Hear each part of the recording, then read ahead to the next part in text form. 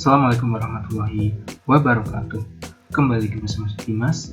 Di video kali ini merupakan video perbaikan dari video saya sebelumnya terkait dengan pengujian panjang leg optimal atau panjang leg optimum, dimana di video saya sebelumnya di bagian var specification pada endogenous variable saya tidak menyertakan tingkat difference pertama, padahal di hasil pengujian untuk stasionaritas data saya berada pada tingkat difference pertama, sehingga perlu disisipkan difference di antara variabel yang saya gunakan.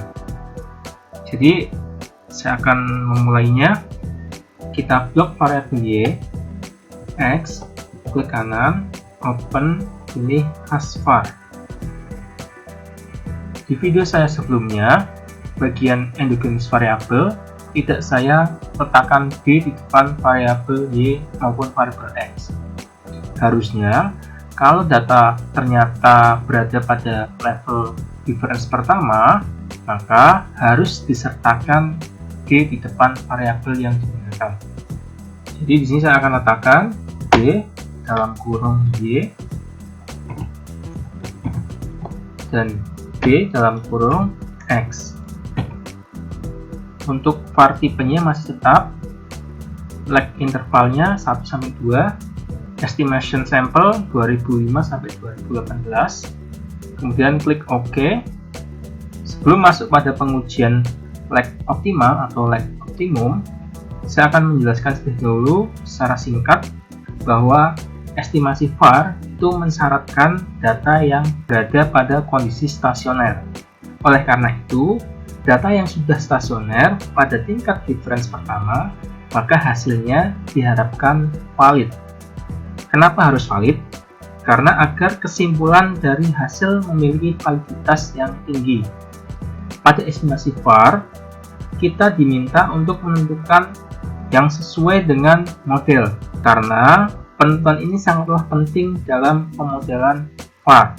Untuk leg optimal atau leg optimum itu ada ketentuannya. Jadi untuk yang terlalu kecil atau sedikit maka bisa berdampak pada kesimpulan yang tidak dapat menjelaskan model secara menyeluruh atau tidak lagi dinamis.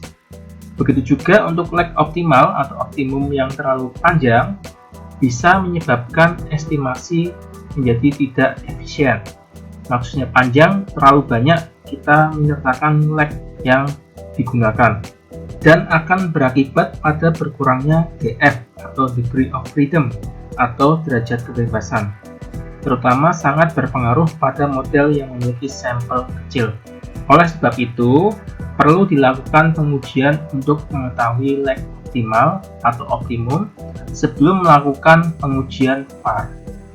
Jadi kita harus tahu dulu berapa leg optimal yang kita gunakan dengan kita menguji pada pengujian leg optimal atau leg optimum.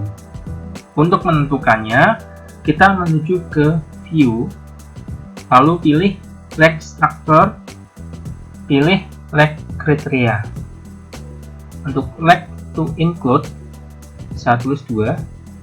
Di sini saya menyesuaikan dengan variabel saya yang ada 2. Tapi teman-teman bisa mengisikan 3 misal atau 6 atau berapapun sesuai dengan perkiraan atau keinginan dari teman-teman. Jadi tidak harus mengikuti jumlah variabel.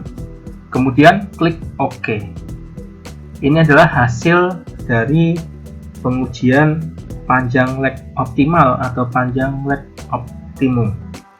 Dari hasil pengujian ini menunjukkan panjang leg dalam var, yaitu dilihat dari nilai AIC yang memiliki tanda bintang di leg kedua. Untuk SC juga leg kedua, HQ leg kedua, dan LR itu juga leg kedua. Jadi kesimpulannya, dalam pengujian ini leg optimal atau leg optimum yang digunakan adalah leg kedua. Ini sesuai dengan yang saya gunakan yaitu dengan menyesuaikan jumlah variabel, tapi teman-teman tidak harus menyesuaikan dengan jumlah variabel, karena yang menentukan lag optimal atau lag optimum ini adalah kita sendiri yang akan meneliti dari data kita. Kita juga dapat melihat pada fungsi varian decomposition dan fungsi impulse response yang nantinya itu digunakan untuk menjawab permasalahan pada penelitian. Mungkin ini saja yang bisa saya berikan terkait dengan koreksi di video saya sebelumnya. Semoga koreksi ini bisa membantu teman-teman, dan mohon maaf kalau ada kekeliruan. Sebenarnya bukan kekeliruan, tapi kekurang telitian karena saya lupa menyertakan difference di antara variabel yang saya gunakan. Semoga video ini bermanfaat. Terima kasih. Wassalamualaikum warahmatullahi wabarakatuh.